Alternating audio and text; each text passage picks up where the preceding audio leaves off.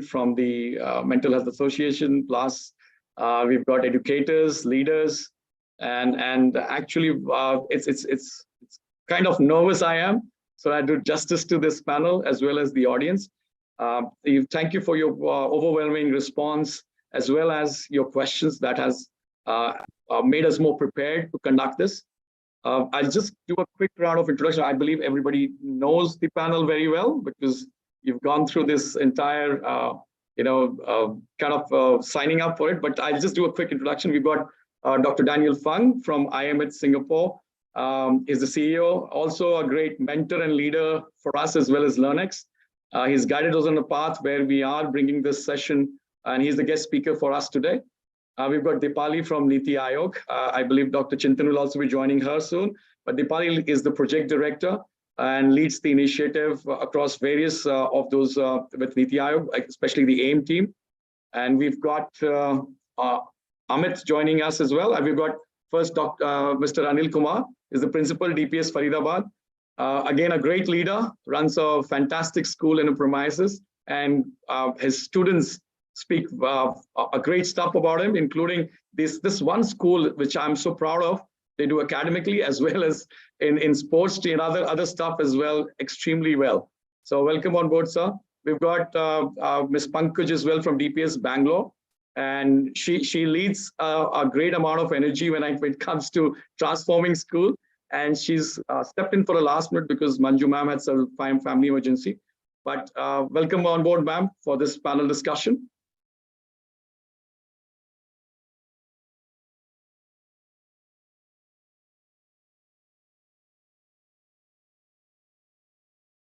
Initiative that we've done.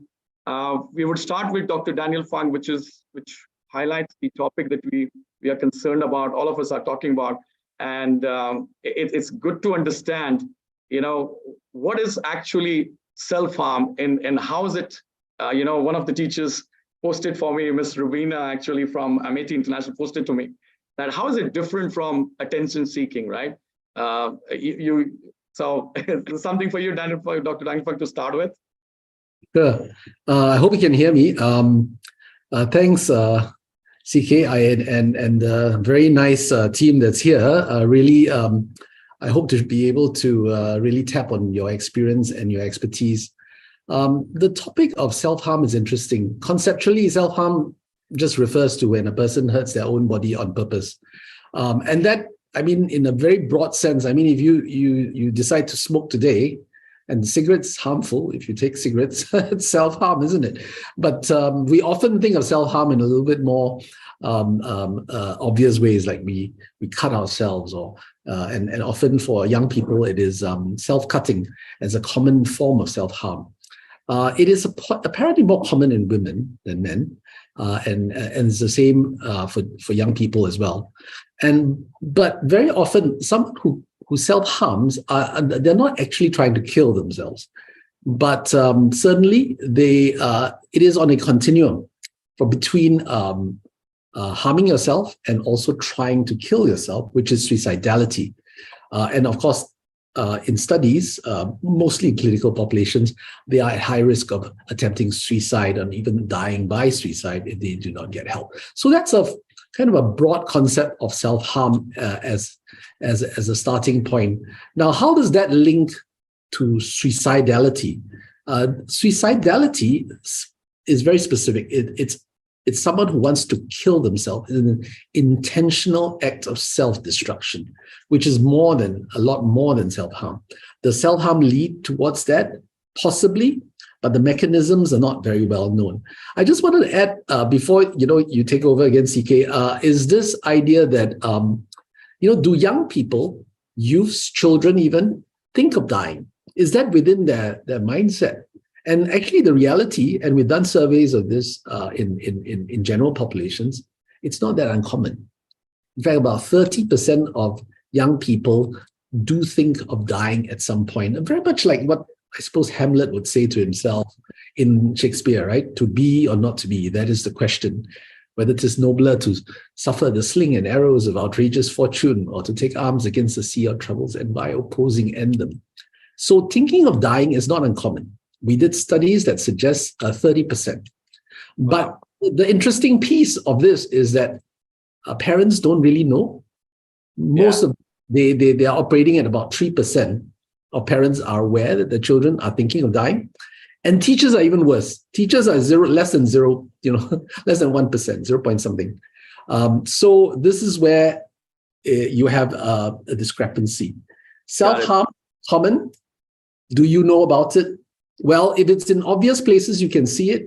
Sometimes it's not so obvious. Young people cut themselves in areas that they would hide in their clothes. I've seen a lot of girls would cut themselves and then they wear long sleeve, or they cut themselves in areas that are not so obvious. Got it. Thank you, Dr. Daniel. I think it just really clarifies to us in a way that you should be able to segment first, and you should be able to understand which part is actually self-harm, which is societal, or which has the tendencies of it. I've got Dr. Chintan here. Welcome, Dr. Chintan, here on the webinar. I think you don't need any introduction to the group as well as the population in India, actually. I just want to kind of bring one a kind of a base to our understanding of how inclusive learning is an important aspect of building resilience. It's something which is more about students, what steps schools should take to ensure curriculum, teaching methods are inclusive, because that allows them to start thinking about more of an understanding of bringing people together as a community. What do you think, sir, that is important as an aspect of building resilience amongst students? Thank you very much.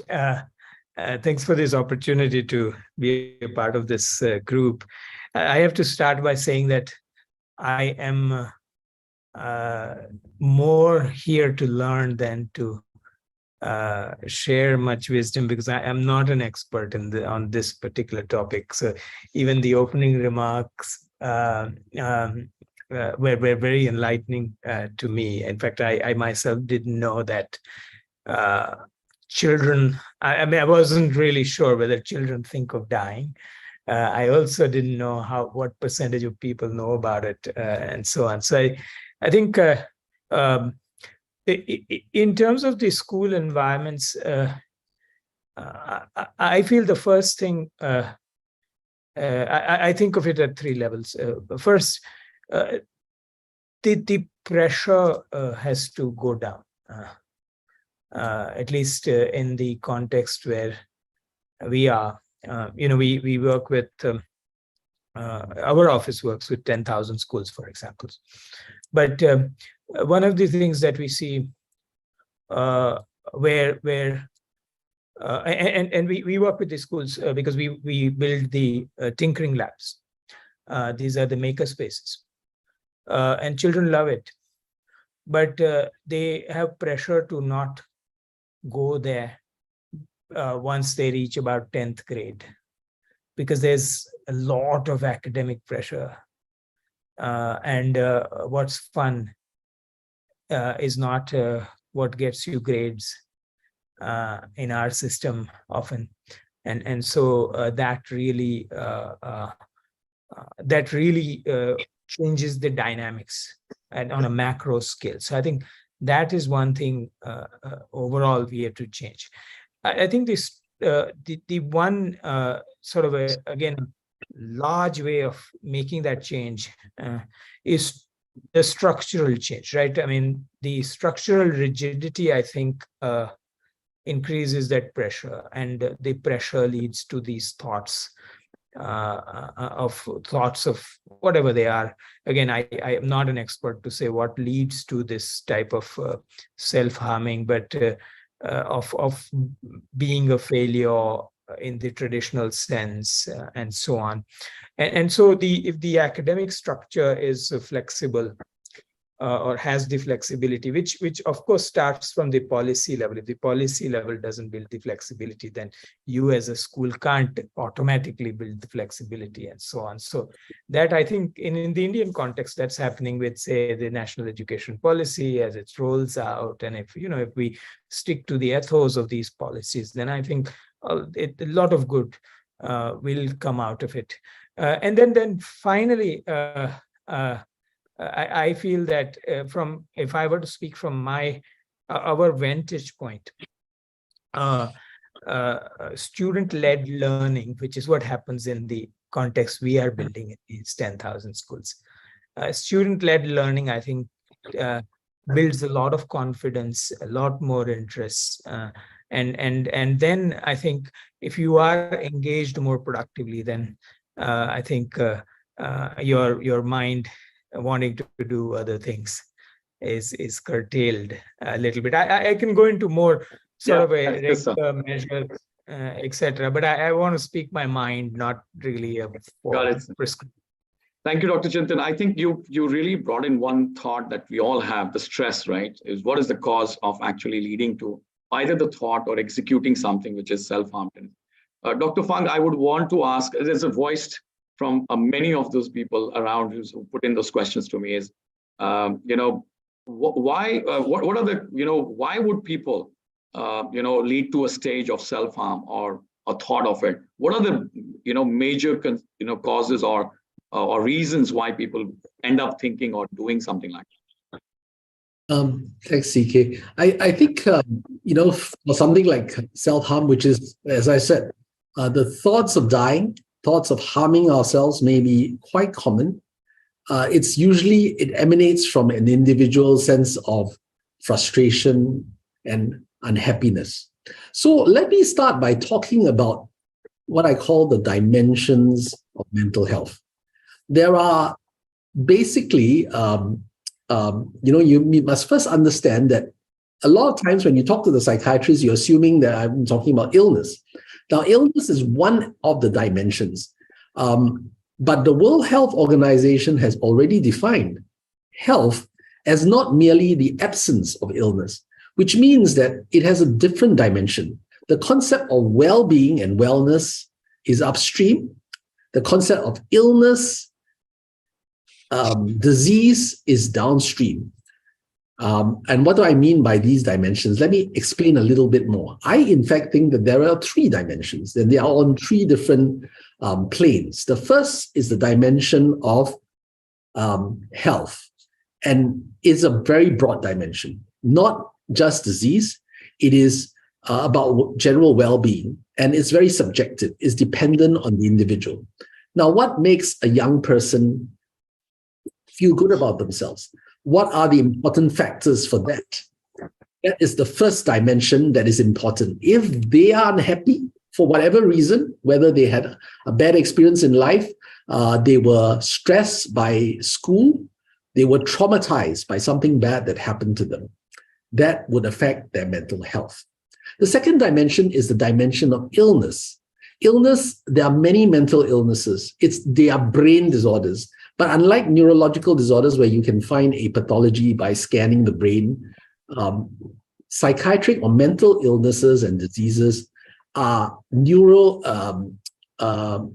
disorders of the neural network, which cannot be, at least today, with today's technology, be identified by specific investigations. But we know that the brain is a complex organ that if it's affected by different, whether it's genetic factors or even environmental factors, can lead to a disease that will result in certain phenomena or behavior. And mental illnesses, of course, would lead to some kind of frustration to the degree that the person might want to kill themselves. There are a few disorders like this: schizophrenia, depression, and so forth. The third dimension, which is important, is this whole dimension that mental health sits under like a cloud. It's what I call sickness. It's society's view of this whole area of mental health and mental illness. And society tends to stigmatize it, very much like we used to stigmatize infectious disease because we didn't understand it. So that third dimension is hidden, which makes mental illness and mental health problems very hard for people to bring forward and discuss. And that is why students, young people, they struggle with this. And then add on to the fact that they are in a developmental phase from childhood to adulthood. They are adolescents. They don't ask for help. There are expectations that they have that may not necessarily reflect the expectations of the parents or their teachers. And they function very differently in different settings. If you see them in school, at home, they might be very different. And this developmental context with the three dimensions that I just described makes potential risks for developing this frustration that leads to self-harm, thoughts of dying, actual attempts at suicide, and eventually even suicidal behavior. I don't know whether it's give you a good sense of the. No, you've really defined it well. We generally fail to see the details in such a way. We never actually analyze it in such a way because it's a very sensitive topic. Everybody agrees to it, not to either discuss or ignore it, or probably misunderstand by just reading somewhere about it in some different context altogether. But that brings me to introduce our next panelist. I'll bring in Amit sir, Mr. Amit Lodha here. You've gone through probably the academic pressures, which probably even single human differs to handle it at times. You've done the IAS, which is one of the most toughest exams in India. You have done the IPS, and then you've done the IIT as well. Both are supposed to be the most stress giving and stress, adding to your livelihood plus mental health. How did you cope up with it? How did you manage to, or did you feel the pressure at all, and you get through it? So could you share something about it? Good afternoon, everyone. Am I audible to you? Yes, Amit, absolutely. I'm sorry, apologies that I got a little bit delayed because I'm in the middle of a lot of things right now, including my own office as a senior police officer. And I congratulate Chandrakant and everyone at Learnex for this wonderful initiative. And mental health is a very, very important aspect of health, which is hardly taken notice of in India, at least. And I personally went through a lot of difficult times. I went through depression when I was in IIT. And as Chandrakant just now told all of you that IIT is one of the toughest exams in the world to clear. The problem with me was that I was quite good in school. So I thought IIT would be a cakewalk. But once I reached IIT, I realized that there were a lot of geniuses all around me who could solve problems in thin air. And that created a lot of complex for me. And I did not have any support from peer group. We did not have any psychiatrists, psychologists, whatever you call them, any help on hand. I did not know how to deal with this problem. And then I went into severe depression and it became a spiral. My performance in academics became very, very bad. And I started doing very bad in sports also, in sports and other extracurricular activities. It reflected everywhere in my work. So my 4 years in IIT Delhi were terrible. And after that, I appeared for the UPSC exam. When I was at the lowest ebb of my life, my mental health was in a very, very precarious situation. But I was lucky that I could, renew myself, reinvigorate myself. And everybody is not that lucky in India. I was lucky that I cleared the exam also. I became an IPS officer. But even today, after being a senior IPS officer in this country for the last 25 years, still I see a lot of my colleagues very, very stressed. I'm in the Indian Police Service. You can well imagine the police in India is very, very overworked and understaffed. But we all are always hard-pressed, racing against time, dealing with so many pressures. And ultimately, we vent out our anger or frustrations either at our subordinates or at the public, or if we do not have any vent, any outlet, then a lot of people commit suicide or fratricide. Often it happens in India that one policeman will go and shoot 3 or 4 people. So this is very unfortunate. So I'm really glad that Chandrakant and people at Learnex are thinking about mental health, and this has to be taught right at the school level. As I told you earlier also, there was nobody to support me when I was in IIT. I did not know what to do. I somehow managed to, come out of my shell, come out of my abyss. But if, God forbid, the same thing happens with somebody today, it is very, very difficult for me. You see, in India, every day there's a news of young students committing suicide, which is appalling, which is so sad. How can a 15-year-old boy or a girl decide to take his life just because he's appearing for some exam? So 15-year-old child, he must be under tremendous pressure from his parents, from the society, from his teachers, from his peers. So we need to inculcate something in the syllabus of the school and otherwise, so that children understand that, this is something real and will come out of it. It's not that there's no end to it. There is support, there is help. So Chandrakant, I would expect you and your team to look into this matter very, very seriously, because this is, one life gone, a promising life gone, and then their parents also suffer. This is very, very sad. I really appreciate, Amit. This is something very close to your heart, I know, and thank you for really supporting us as well today.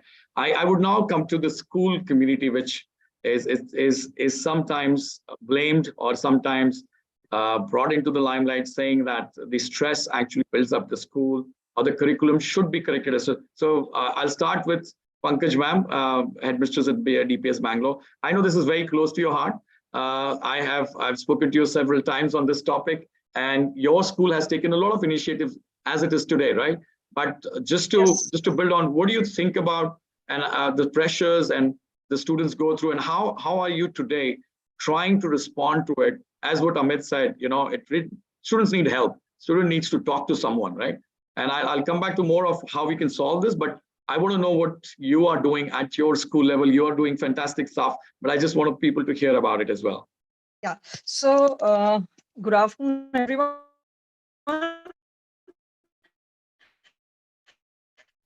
Just want to bring to notice working towards inclusion for a very long time. We have a lot of specifically towards mental health. We have started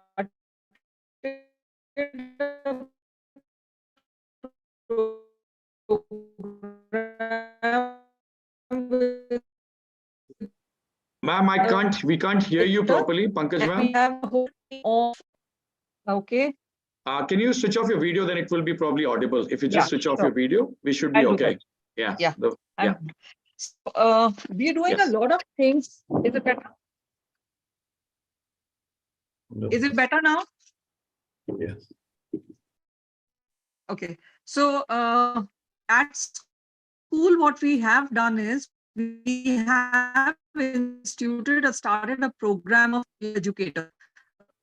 Peer educators, where we have selected students from 8th grade onwards who will be in close contact with the children, so children feel more accessible and they are able to speak to someone at any instance. I mean, sometimes they are a little apprehensive about going to a teacher, coordinator, or a counselor. So the first step, we have these peer educators who can identify or who help the students at the first instance. That's the first point of contact for them. We have a lot of life skill classes being conducted where teachers go in and speak to children about various things, and we do give them an opportunity to speak. And we realize that a lot of times children themselves are aware of mental health and they speak about it openly, and they feel comfortable about speaking about mental health. And that is the point. The more we speak about it, the more we are able to communicate. I think half the battle is won when people are willing to talk about it and don't take it as a stigma. Agreed, so ma'am. That's one of the spheres. And we have intensive training programs for teachers as well to help identify cases, which then can be spoken about to the counselors, as well as getting the parents involved in such cases. Noted, ma'am. Thank you so much, ma'am. And it's a great initiative. I think the community has to be trained. Community has to identify and understand. I'll come back to Dr. Daniel Fung again on this. There are very, as Sir Anil sir had said before we started the webinar, he said, it's very difficult for teachers to be becoming ones who can identify these, some signs that you can see in. What are the signs that we should be able to look at, or the practical tips that you can actually think of while you observe people around, a peer around, a student around? It should be for entire family, right? How do you identify those red flags to actually be able to respond to it? Well, CK, I think the school, depending on I'm not familiar with the size of the class, but it's very impossible for a teacher in a class of, say, 40 or 50 or even higher numbers, for the teacher to notice every student. So having teachers understand what's going on in a classroom is difficult, unless you can shrink the size of the class or have interactions that allow teachers to understand the students one-on-one. And they must have enough interaction, because our education system sometimes don't necessarily have teachers teach one class, all subjects. It's likely to be several teachers. That reduces the contact time. Therefore, teachers don't know the students as well as they would like to. The other, of course, is to create spaces within the educational framework that allows, as was described, right, where students can discuss, preferably in a group setting, maybe not as big as 20, but less than that, maybe 10 or less. They will have opportunities to speak within groups, share among themselves. The third is, of course, training students to be self-aware and also aware of their buddies and look around themselves. So I think things like, if you have training programs that increase mental health literacy, or what we call psychological first aid, where you teach students to look out, listen, and link to relevant help, whether it's adult caregiver, someone responsible, those are helpful. I mean, from the home side, the situation, it really depends on the size of the family. I mean, I personally have 5 kids, which is in my generation considered rather large, at least in Singapore. But that may be small in India. I don't know. And if you have a large family, again, the too many children, you may not get to know them well, their mental state, and parents may miss out. So you probably need a whole village, right? The typical African saying, to raise a child. And so you have to need a whole village to notice. Now, what are the factors that are important in recognizing? The first thing is change. Although children are developing and growing, there should be sudden changes from a very talkative, gregarious, happy person to someone who's withdrawn, quiet. If there is a change, something must be happening. How long is this change? How persistent is it? If it's for a day or two versus a week or two versus months, that would be significant. Change could not just be behavioral in nature, and it could be emotional, it could be relational, things that you notice. And then, of course, the severity of the change. How bad is it? If someone is sad because something bad has happened, they feel sad, they should feel sad. Grief is normal, but grief prolonged is abnormal. If you cannot explain the change, that's worrying. And finally, of course, if it affects schoolwork, which is a bit downstream already. If you have all these things in mind with these kind of processes in place, it's not just teachers, it is the entire educational ecosystem needs to be aware. People go through phases. If you pick up mental health issues, you need to be able to tease that from mental illnesses because they're more serious and need professional help. Mental health issues can be managed at the family, the school, or in small group within the community. Absolutely. Yeah. Noted. I think, Dr. Chintan, if you're here, I would want to ask one more question, which is driven from what Dr. Daniel Fung just said, is about bringing a whole village together to raise a kid, right? And it's a question related to around it, that educators and parents, play a very critical role in creating a supportive environment. And what do you think that as a mental health, as a resilience in teenagers could be brought about by collaborative effort? Your thoughts on this, sir? Yes, I completely see. And I really see it as a triangle, right? The child, the teacher, and the parent. If you exclude any of the three, we have an incomplete paradigm. So I think the one in our context, again, I'll share what I feel is the deepest challenge is that we have a very high degree of risk aversion, right? It may have historical context to it that the means were fewer and opportunities were fewer. All of that has changed, but I think the risk aversion is or getting rid of the risk aversion is a lagging phenomena. So the amount of risk aversion that's there is not really commensurate with the amount of risk in a way. So that I think leads to much less acceptance of a failure, if you would, in the traditional sense. I think the entire trio, I mean, teachers and parents in particular, because they're older, if they can embrace the idea of more failure, so that there can be more learning, I think we'll all be better off. I think so. Very well said. Accepting failures is the way to move ahead, and the community should come together to learn from it. I would bring in Anil sir, and I will draw your attention towards what has been said around bringing the community together. As a school leader, the focus is always to deliver numbers, right? The focus is to deliver, or the numbers speak for themselves. How, as a community leader within the school ecosystem, you are trying to bring the ecosystem as close as possible and contribute to each other, so that they don't actually add to the mental health, but actually diffuse it to an extent. What are your thoughts, sir, on this? Good afternoon, Chandkant, and good afternoon, everybody. Honestly speaking, there are a few important things whichever I get on to what Chandkant is asking me.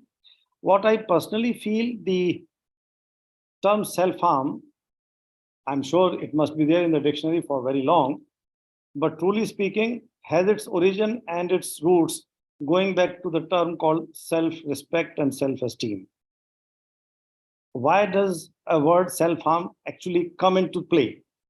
So it comes into play only because the word self-respect being talked about, self-esteem being talked about, is being maintained, is being provocated, is being talked about throughout.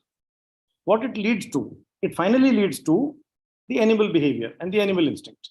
And what is that? That we learn by emulating others.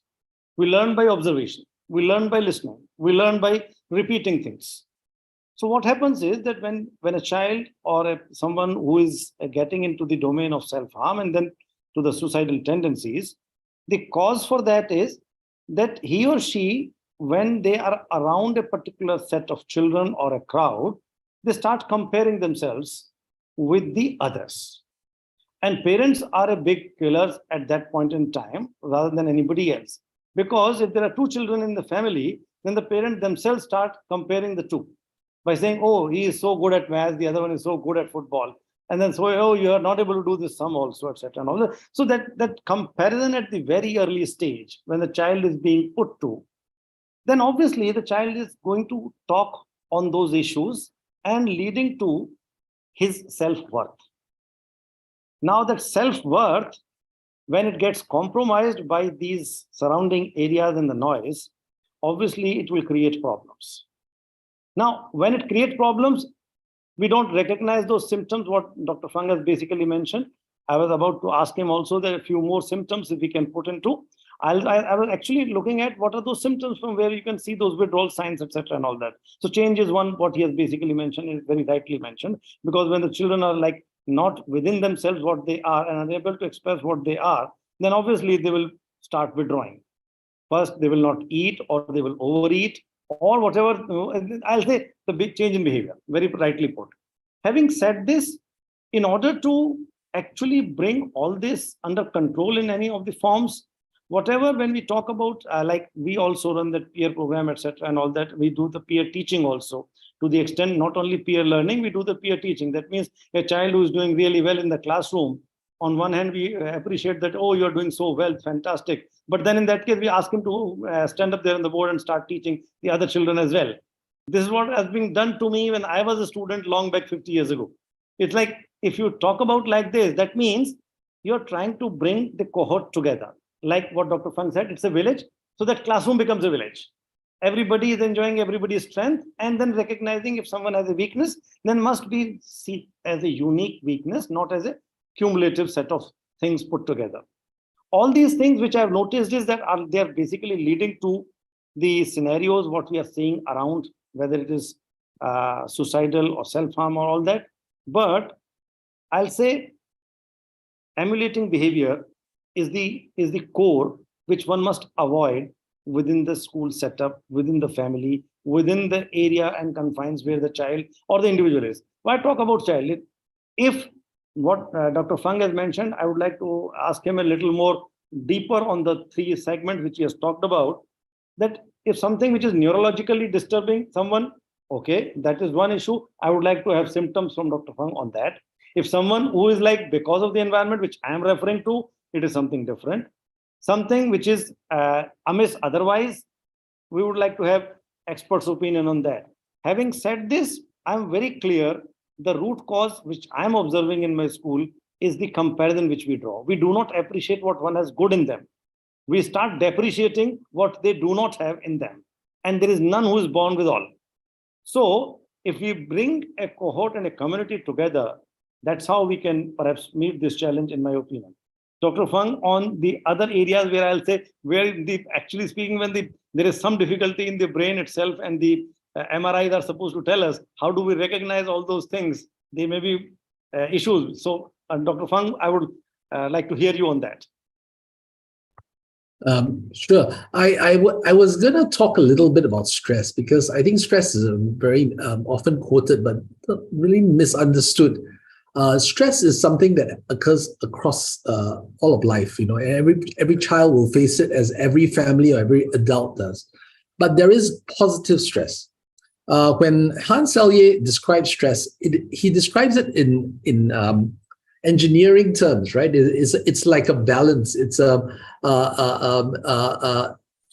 it's not like there is no stress. Even a piece of wood standing in space has stress from the atmosphere, from the environment. But that stress, if normal, is essential for development. It allows the young person to grow positively. Without stress, it's actually you don't get performance. So stress can be positive, but stress can also be not so positive but tolerable, because it's part of life. You have to go through an examination system. It's high stakes. There are even in sports, you have to try and win, and there are these. And of course that's linked to values. Is this sports just for participation or for winning? But these are tolerable, sometimes even positive stress that leads to resilience. I think the problem with stress is that there is toxic stress. Toxic stress is not the same thing as normal stress. It's uncontrolled, it's unpredictable, it's severe, and it results in vulnerabilities. Vulnerabilities at the immediate level because the whole body's homeostatic system becomes unbalanced. The person cannot cope. The brain, even with all its control measures, suffers. And that results in some kind of traumatic effect that can add on. It's additive and also multiplicative. So what happens is then when that happens, the brain loses some control. The young person may then resort to ways to manage the stress that is toxic. And when I talk about toxic, I'm talking about adverse experiences, whether it's in the family, in relationships, bullying, things that are abusive in nature. And that vulnerability do result in self-harm behavior because the brain is trying to get the body to respond in a way that is managing. Now, self-harm, why does it occur? Is because, yes, one part of it is learning from one another. And there might be a group of people doing it and they ask each other. There is it's what I call a maladaptive response, because when you harm yourself, and typically if you cut yourself, you create, the body actually is like it's like a pharmacy. It will start to say, oh, you need painkillers because you're bleeding. There's pain. And when you have your natural painkillers being released, they're called endorphins. They are opiate. They latch on to opiate receptors in your brain. It tells you that the pain is managed, and it's like a painkiller. So you are actually getting your body to develop drugs to deal with the emotional pain. And what happens is that's addictive.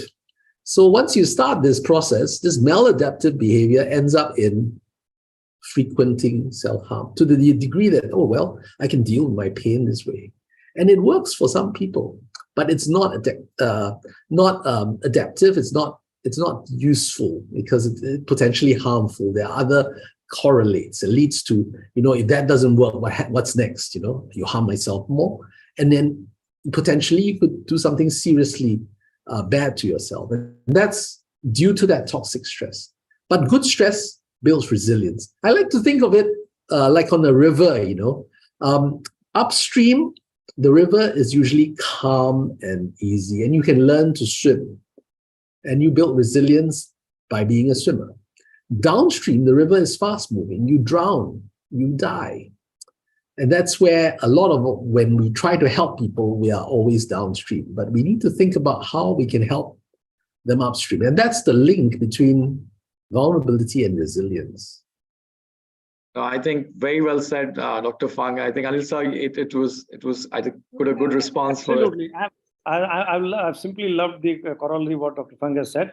And honestly speaking, what I somehow feel at times is like non-communicative behavior becomes a bit of a challenge at times. So when the children are getting into this kind of a mode, they become less communicative. So if by way of a talk or by way of a communication being open to by a set of people around, I'm sure this can definitely be dealt with. It's not simple that the way I'm saying, but it is not difficult also. So that means, very rightly put is the word, is kind of a village helping out an individual. It's like a whole lot of people are there to support. Now, Dr. Fang, I somehow feel, and all these things originate from finally the mind. So most of the questions will be directed to you. I'll simply say, I was like looking at the machine on which we are talking. It's so useful, so very well helping us to communicate and communicating to like large number of people, some 500 odd now.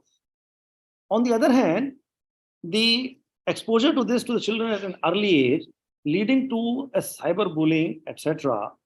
And perhaps I've heard a few cases wherein this nobody knows who is bullying you, who is even talking about you, and someone who's talking ill about you, and you feel bad about it when you really don't know who the person is. And if such a behavior is to be like looked at from a mature point of view, if I were to say, if somebody is abusing me right outside my school gate, I'll say, let him abuse you. His job is to do that. So even if I know the person who is abusing me, I will not bother. On the machine, when somebody is saying something to you who you don't even recognize, who you don't even know, how come that kind of a thing impacts the mind of the children and, for that matter, even mature? What mature is like, even the political debates start off on some small topics, etc., and all that. They may be through the vested interest, that's a separate issue. But talking about children and about the self-harm, cyberbullying, how the brain's response is to be incorporated, I would like to hear that, and I would like to know a little more on that. It's back to me, is it? Okay. Let me take us back. There was a question earlier on asking about, are we overprotecting our children?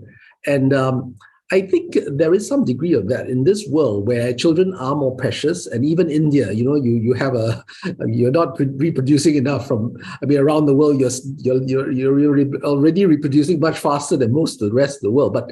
But children have become precious. And as a result of that preciousness, we have overprotected them, not allowed them to experience the world or prepare them to deal with a world that is not as ideal as we'd like it to be.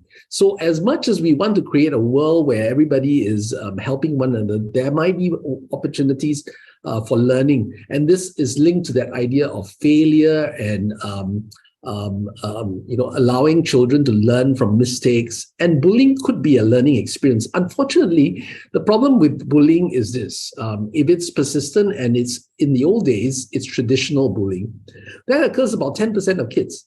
The bullies and the bullied are both needful of help. They have reasons for doing it, linked to what you've just said, Anil, about self-esteem.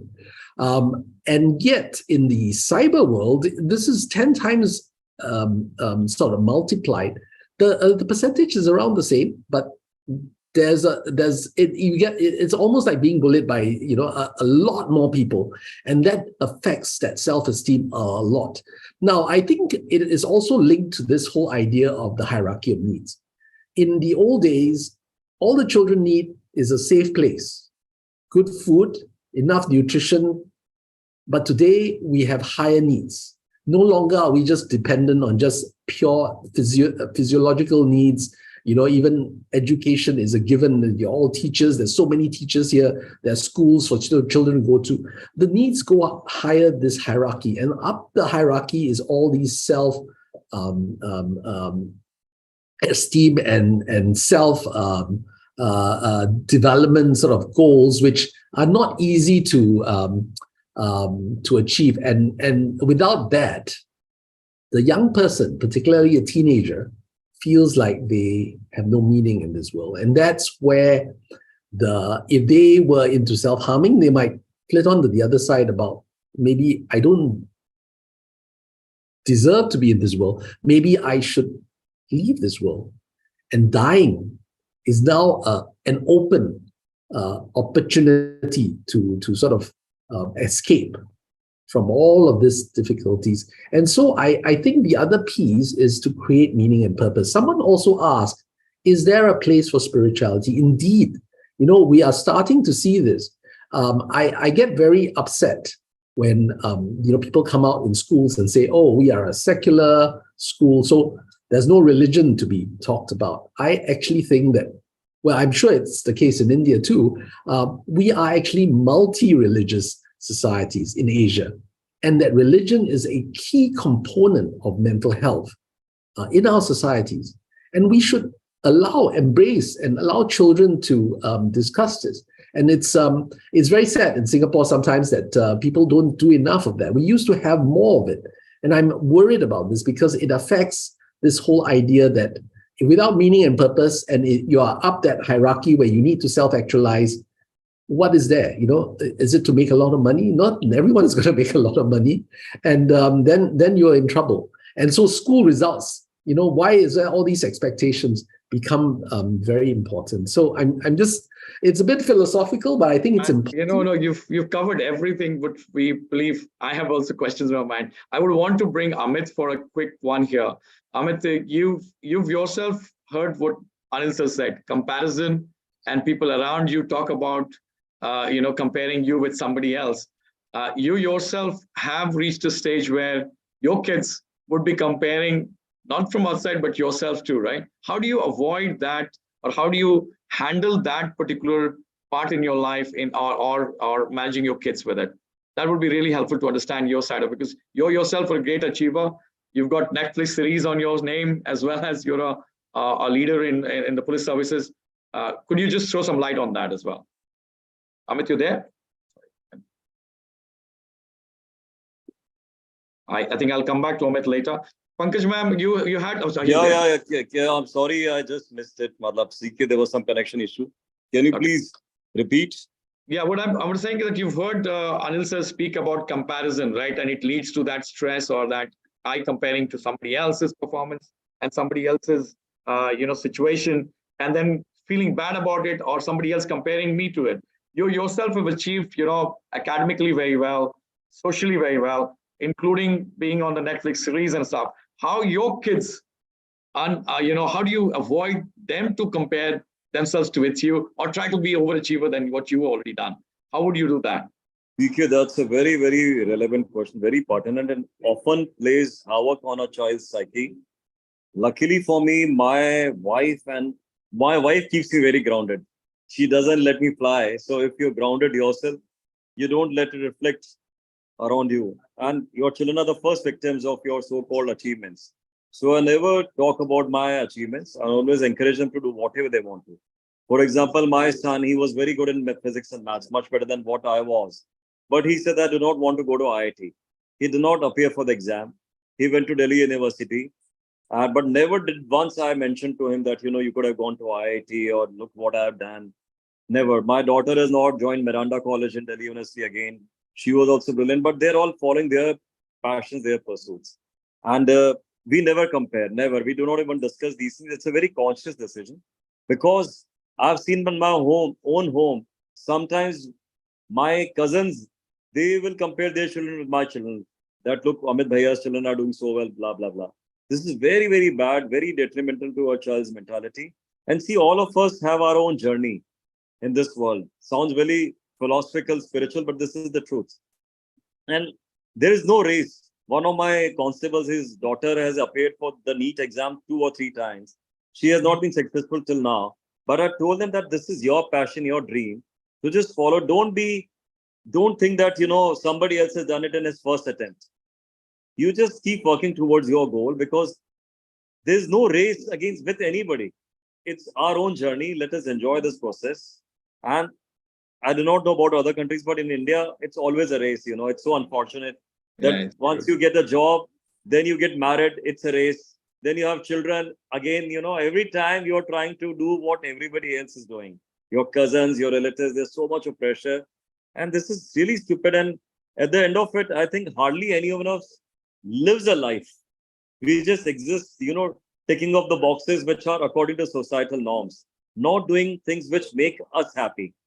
So my children, that way, I'm very fortunate that they are pursuing their passions, their dreams. They're in no hurry. There's no pressure on them at all. It's their journey, and I'm happy that they are happy. We only ask them one question: are you happy? They say we are happy. No questions, that is your batchmate, your colleague, your friend doing something better, because there's no definition of something better. What is the definition of better? If you remember Rafael Nadal, he won 22 Grand Slams, and now Djokovic has won 23. Somebody asked Nadal that, how do you feel about it? He said, there will always be somebody having a bigger house than me, a bigger television than me. So I cannot keep comparing all these things. I've done what I wanted to, and I'm very happy that I've pursued my passion. So this is what makes all these people great, these sportsmen, all the people who achieve so much in life, because they're pursuing their passions. So Brilliantly that is said, Ahmed. Brilliantly said. I think that's a clear message to parents and people around. I think Pankaj ma'am, you had a very good question around inclusive learning, right? Please go ahead, ask sir. So, sir, you were just saying, Dr. Fang, you were saying that children are more precious these days than before. Children were always precious, whether it is now or 20 years back, children have always been precious to their parents. But the point is, the ability to face failure has come down to a large extent, and we face mental issues and health issues a lot more now. How can we help build resilience in the children to face these problems? I think this question is asked by thousands of people who got online, and ma'am, you voiced the right point. It's the concerning thing, Dr. Fang. So probably a message to everyone. No, I would say that failure is the mother of success first, right? So that's a Chinese saying, and I often suggest that in schools, the best place where failure can occur quite safely actually is in the sports or the what we call co-curricular activities. Where there's some control. I mean, you don't. It's not high risk. It's a good place to start. But I think we should also allow for failure. I go to a class of parents, and I often ask, how many of your children do you expect to get to university? And invariably, all the hands will come up. But the reality is that only in Singapore today would be about 40%. And during my time, it's 2% of the children will get to university. So the expectations are always higher. And I do think that children are more precious today because 100 years ago, the Society for the Prevention of Cruelty to Animals was formed. Almost 10 years before the Society for the Prevention of Cruelty to Children. Children were much less precious than their livestock years ago. And that's the reality. Today, children are precious, and much more than people tend to, want and make demands and expectations. But the reality is there is always a spectrum. And to have your children be happy is much more important than to have them excel necessarily in academics. There's this whole idea that academics is the only way. Not necessary. So I thought that, allow for failure, let them learn and enjoy the experience. It's not easy to do. I grew up, my brother has intellectual disability, mild, but it affected him quite a bit, and it affected my parents. It was a shameful thing for them. And I dare say that had it not been for my brother, I might have been a little spoiled.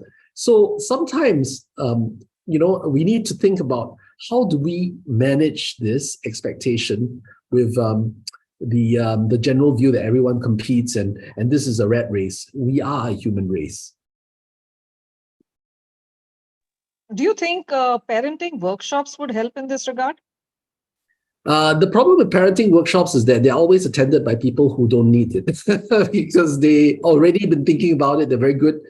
The people who need it often don't get this. And unfortunately, I think it is a helpful thing to have. It's just that we can't get the people who really need it upfront. So in Singapore, one of the things that we've been thinking about is, well, can we make it more of something that is not just opportunistic? So a lot of parenting is done with when there are compulsory activities that require parents to go, whether it is in the clinical setting where you go to see a doctor, or whether it's in the receiving of school results.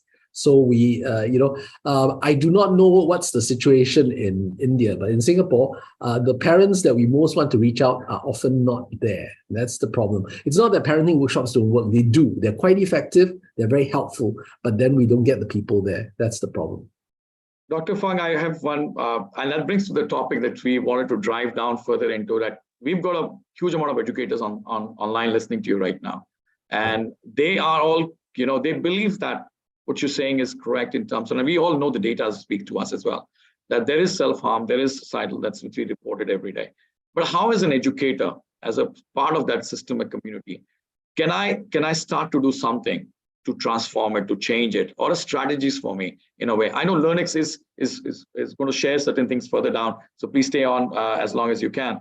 They will share certain certification programs you've done for educators to do it. But as in your words, what do you think would be few strategies they should adopt as a school, as an educator, to be able to respond as a psychological first aid, which you talked about, the first aid that you must provide. We know how to give a CPR, but we don't know how to react to a person, having a withdrawal symptom or something like that. So how do we respond as a quick strategy on for the educators to take back something from it? Okay, I was wondering whether I should show slides, but maybe I'll just talk about it.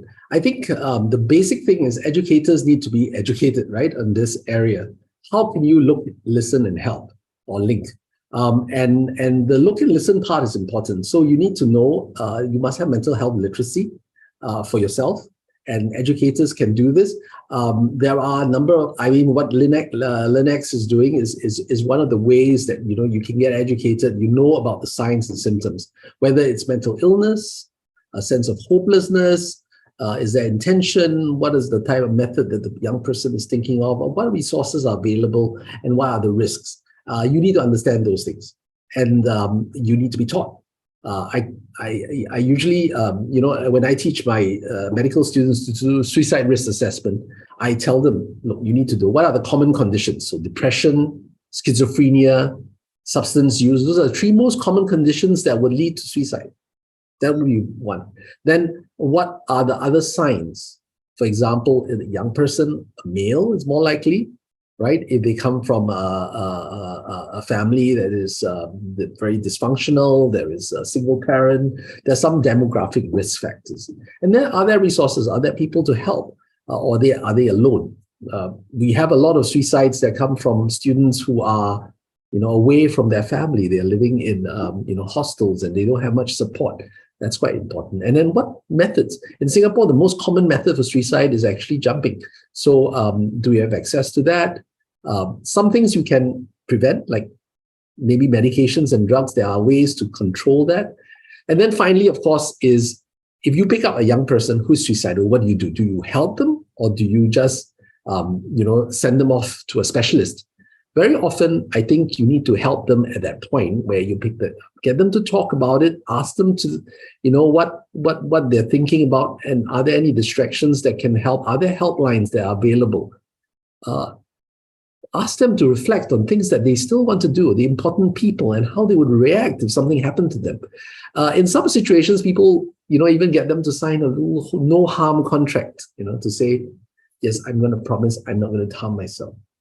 Then have a crisis plan. What is a crisis plan? Who are the people you can contact? Do you have a regular counselor, a teacher, a crisis helpline, a chatbot that you talk to when you're alone? Because suicidality occurs in times of the day, usually when they are alone, very early in the morning, late at night, that kind of timing. So how can they contact help? If they cannot get help, where would they go? Give them step-by-step crisis planning. Finally, I think at the broadest level, I would, encourage that schools prevent, so that if there's suicidal ideation, are there support systems in place to allow that suicidal ideation to be surfaced, so that it doesn't go into an attempt or even actual suicide. So health promotion, skills and competencies for buddies, for the schoolmates to learn, mental health literacy I talked about.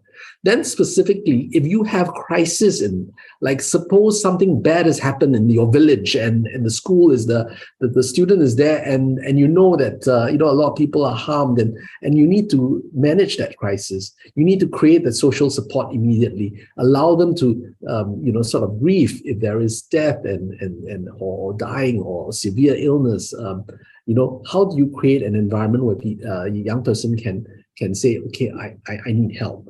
Right, so that is specific protection in moments of difficulties. In Singapore, we have a crisis program in schools. For example, very unfortunately, a student might have died in an accident. Then the rest of the students, the classmates, they will need support because it's something very sudden.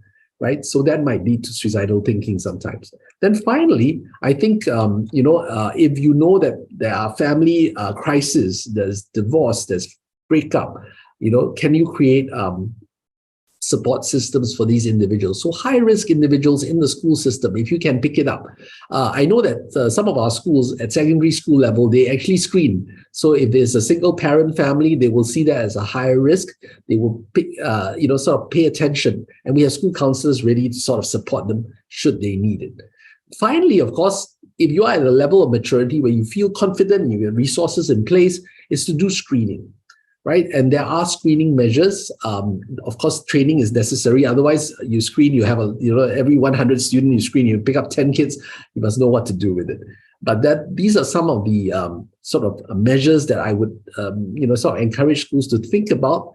It's best to think when there are no crises and you have planning in place.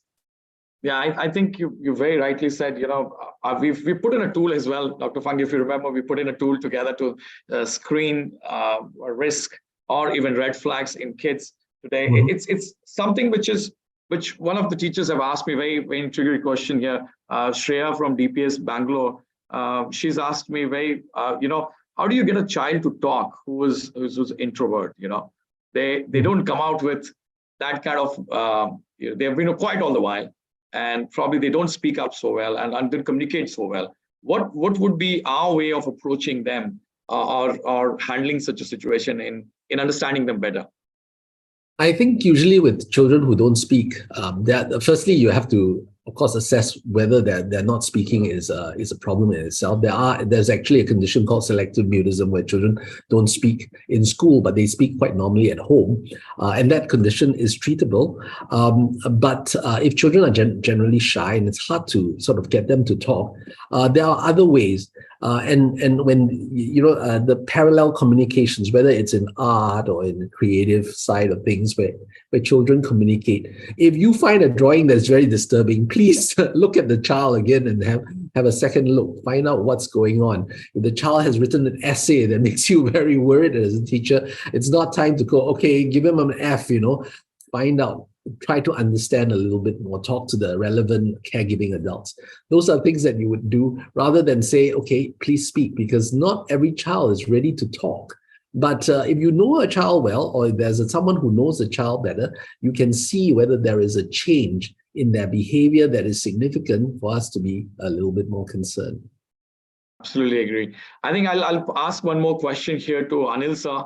Anil sir, you've faced. I've been in your office and I see students walking up to you every day from every possible age, and that kind of interaction that you have, and the age level of communication that you make with even the nursery going kids to the 12th grader who comes back to your office. what really, we've a lot of teachers or students, sorry, as teachers do think about, am I pampering my kids well? And Dr. Daniel Fung has written books around it. I remember it. Am I pampering my kids a lot, or am I being very strict? How do you actually drive that to be a kind of not a falling apart from each of them, right? So that's it. So how do you manage that? And I really want the world to hear you speak, because I've enjoyed that conversation that you have in your room with those kids walking up to you. Chandrakant, that's like, I'll say, truly speaking, it's the love for children, simply the love for children. There was a student, maybe about a year and a half ago. He is just in fourth grade right now. Shug is his name. He was so anxious post-COVID. For about 1.5 year, he did not turn up to the school, and he will come up along with the mother, stick to mother, stay there for that much of time till the mother is there in the school, and then walks back. Now, you will not believe, he is attending school regularly from last 6 months now, and he is my most frequent visitor of the day. There is not even a single day when he's there in the school and he doesn't walk up to me. And the idea is, I told him, we organized a, I'll say, birthday bash kind of a thing, but not on a birthday. We said we will have a party the day Shubh comes to school. So we had a breakfast party with his parents, with all my vice principals and coordinators and all. So 20 odd of us had a breakfast. And that very day, we realized that this boy, by looking at the handset, can tell you what is the model of the handset. He's just grade 4. He'll say, oh, you have iPhone 14. I have iPhone 12. And he will say, oh, this is Samsung, this and that.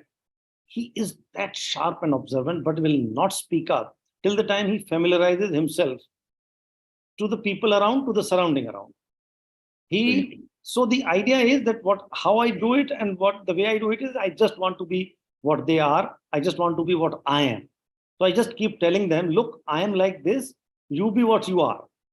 And at the end of the day, they know for certain that things which go beyond a particular point, out of the territory, he's not going to listen. And I try to make them understand rather than just to reprimand, because there is hardly a need to reprimand, I'll say. The need for reprimanding a child arises only when you lose your patience and cool and understanding of the child.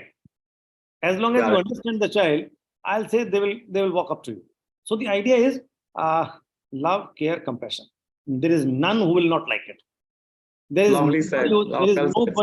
is nobody born on this planet who will not like to be loved or to be cared or to be compassionate about, etc. You will not find anybody like that. Whether it is you, me, children, and children are children, they would like to be themselves at the earliest possible occasion. So when you allow them that liberty, they open up. And you have seen that there is a balance which is there on my table, which keeps moving around like that. And I keep telling the children, they just experiment with this. And I say, imagine this is saying good morning to you and good afternoon to you. The children, they're just curious to know, as old as 16, 17 years old, or as young as 3-year-old. You've seen the interaction of all by yourself. So the idea is just love them. They will come back to you. There is no reason. And there are kids who don't speak. There are kids who will not open up. It's only at that point of time, the teacher has to make an all-out effort. And when I say all-out effort, means all-out effort. You behave with them, you misbehave with them by funny ways, etc. and all that. And then the moment they smile at you for whatever good or bad, that's the trick you're supposed to catch on to.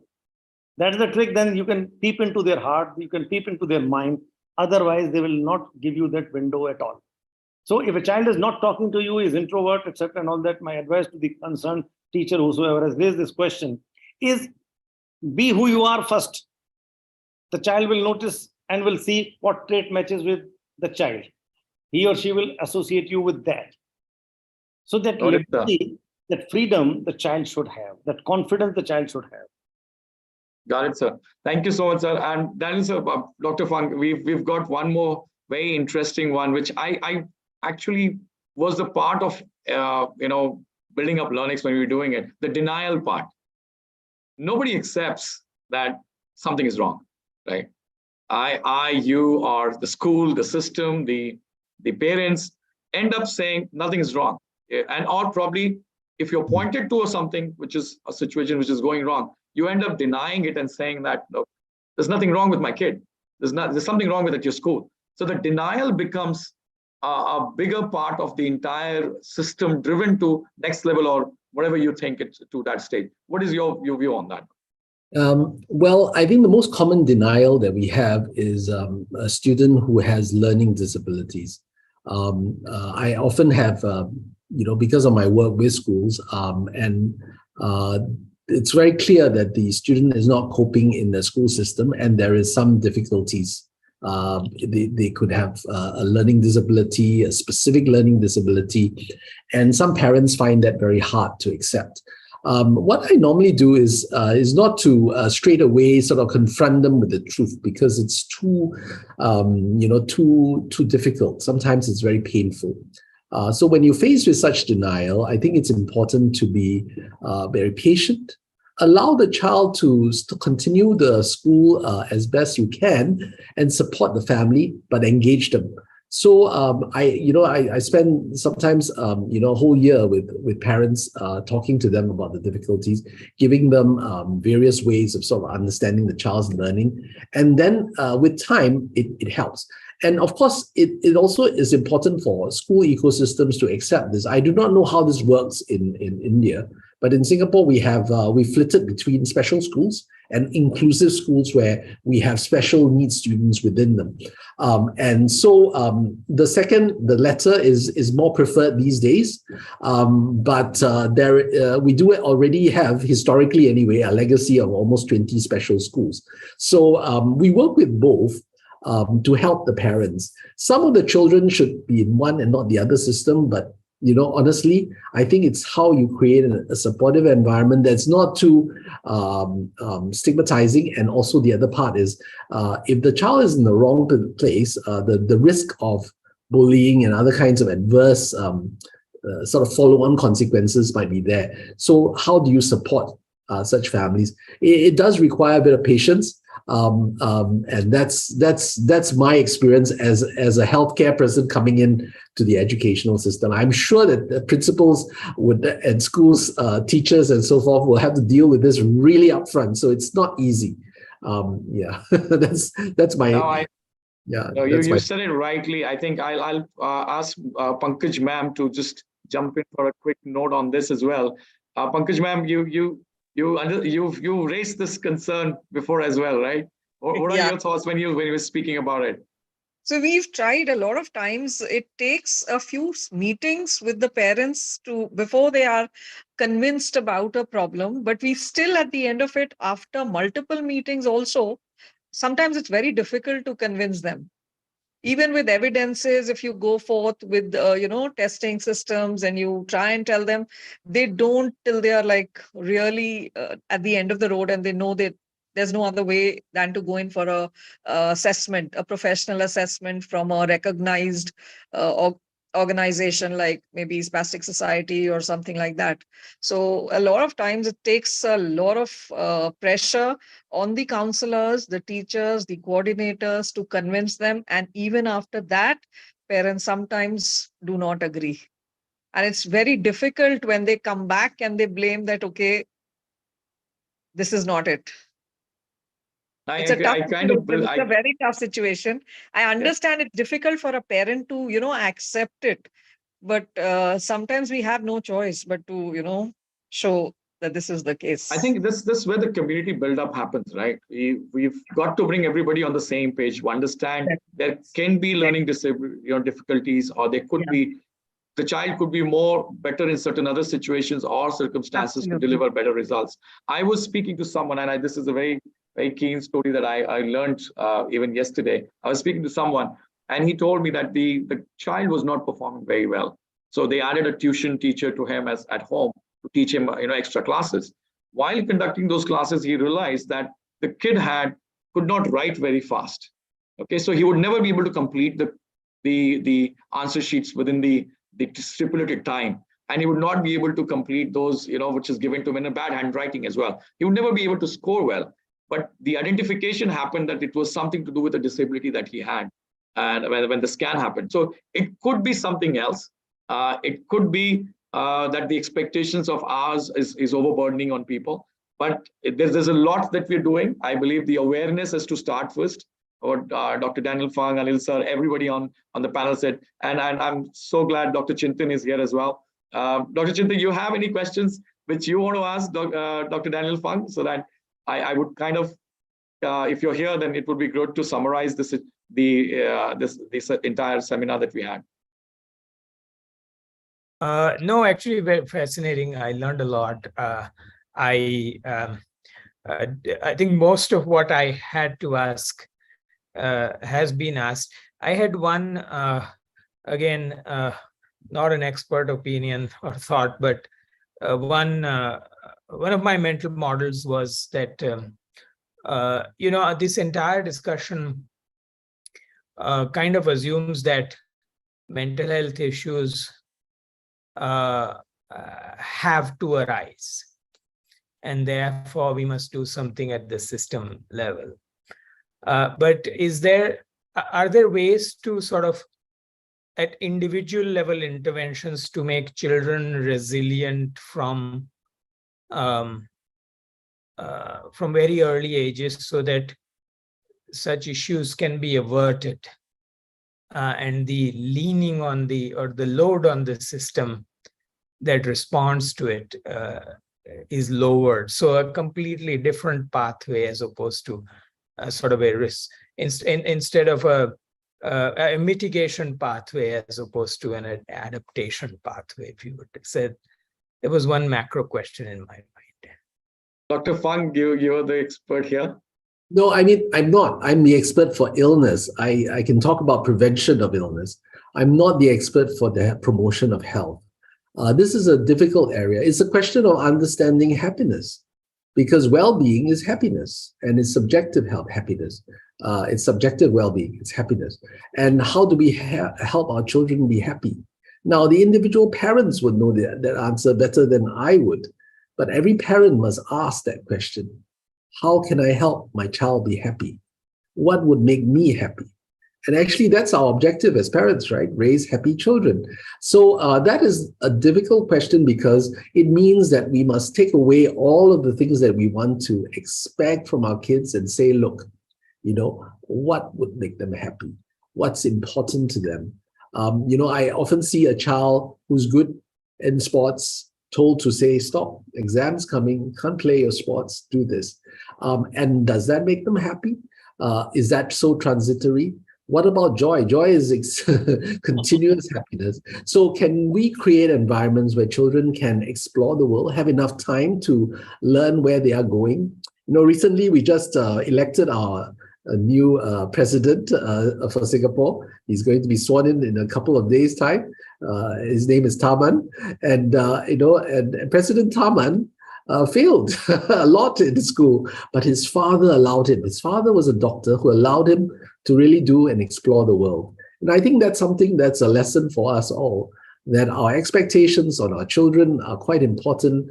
And that's not something schools can do, only individual parents. But schools can influence with, I suppose, some of the things that you're trying to do with mass learning, teach parents, parent training, which was suggested. Maybe there is a way to reach out to parents to help them to understand that they can have a better world with children who are happy. I hope that answers, Dr. Chintan, your way of saying happiness is the word to look around, right? Yes, no, definitely. It puts it really simply and very nicely. Thank you so much. Thank you for the panel here, everyone, for joining us. What we've designed today is something very unique. Learnix has developed a program around, I'm just highlighting the course today, which is Certificate in Holistic Health Management. This is about student, parents, and that's the community strengthening. It's about teachers identifying early signs, understanding those disabilities that happens, or disorders, or even being able to detect those signs at an early stage. It also has for students, the psychological first aid. Dr. Daniel Fung spoke about it. It's about helping others first and understanding them better so that you can understand yourself as well. And so building that peer, that community of people understanding and learning from each other and helping it. And then for the parents as well, so that the entire community as together would drive this to a better mental health situation within our country, within our schools, within our home. So you can just sign up for this scan which you see here. I think the panel was really good. Dr. Daniel Fung, I can't thank you enough. I will keep hearing the recordings. I will send it out to the people who missed it today as well. But you've been a brilliant guest of honor, I would say, in a way of communicating to everyone. You got us to really thinking about it in a different way. We had a lot of our own assumptions about how the mental health is perceived and how a society should read it and be able to respond.